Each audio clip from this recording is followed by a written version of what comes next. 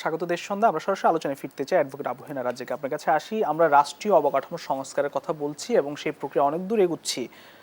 রাজনৈতিক সংস্কারটি আমাদের জরুরি কিনা পাশাপাশি?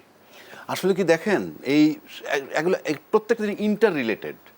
আপনি শুধু রাজনৈতিক সংস্কার করবেন কিভাবে? এর সাথে অর্থনীতি জড়িত, এই রাজনীতির সাথে প্রশাসনের যে সংস্কার সেটা জড়িত, বিচার বিভাগ সবটা কিন্তু মিলে রাজনীতি। আপনি কি মনে করেন এইসব কিচ্ছু নাই, সংস্কার কিছু নাই, পুলিশ নাই, বিচার ব্যবস্থা কিচ্ছু নাই, আপনি রাজনীতি করেন তো কি নিয়ে রাজনীতি করবেন? এই রাজনীতি করতে হলে বহু কিছু আসবে। এই যে সাম্যতার কথা বলি, এই যে সমন্বয় একটা জানি আন্দোলন করলো, সবই কিন্তু রাজনীতি।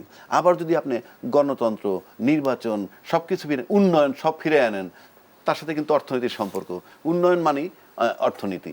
এখন আপনি দেখেন বিগত দিনে যে উন্নয়ন হয়েছে, আমরা কিন্তু দৃশ্যমান বহু উন্নয়ন দেখছি, যেই উন্নয়নটার সাথে সাধারণরা সম্পৃক্ত হয় নাই, ওই উন্নয়নটা সাধারণদের কোনো কাজে লাগেনি।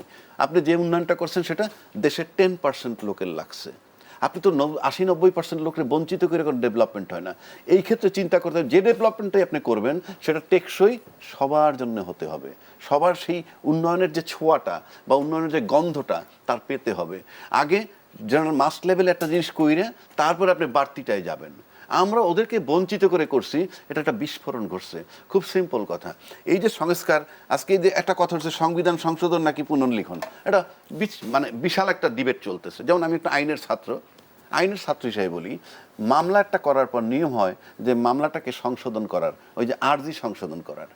তো আর্জি সংশোধন করতে গেলে আপনি কখনো কখনো এমন করতে পারেন যে একটা নিউ আর্জি দাঁড়ায় গেছে, মানে আগের যে অভিযোগটা করছিলেন সেটাকে সংশোধন করে এমন জায়গায় গেছেন একটা নতুন আর্জি দাঁড়ায় গেছে, তারপরে কোর্টে হিয়ারিং করবেন, গ্রহণযোগ্য হলে অ্যাকসেপ্ট করে দিল। তা আপনি যে পুনর্লিখন ডিবেটটা আনাটা ঠিক হয় নাই। আপনার সংস্কারে নামেন, সংস্কারে নামতে গিয়ে যেমন একটু আগে আলাপ হইলো আমাদের সংখ্যালঘু বা মার্জিনাল গ্রুপ যারা, এরা কিন্তু বাংলাদেশি সব। এই যে বাঙালি জাতীয়তাবাদ, বাংলাদেশি জাতীয়বাদ 53 বছর যাবৎ চলছে, একটা ভুল সিদ্ধান্ত, এটা ডিভিশন করে রাখা। এখন সাঁওতাল বলেন, গারো বলেন, পাহাড়িয়া বলেন, সব তো বাংলাদেশি, এই ব্যাপারে তারাও কিচ্ছু বলবে না। কিন্তু আমরা যে 53 বছরে উন্নয়নের কোন ছোঁয়াটা তাদের কাছে পৌঁছেছি, এখনো গহীন জঙ্গলে গেলে দেখবেন হাত ভেঙে গেলে পাতা চাবাইয়ে তারপর দিয়ে এরপর বাইন্ধে দেয়। তাহলে আপনার উন্নয়নটা কোথায় গেছে? আপনার তো ওই জায়গাটা চিন্তা করতে হবে। ওরাও তো আলোর মুখ দেখতে চায়, সেখানে আমরা যেতে পারি নাই।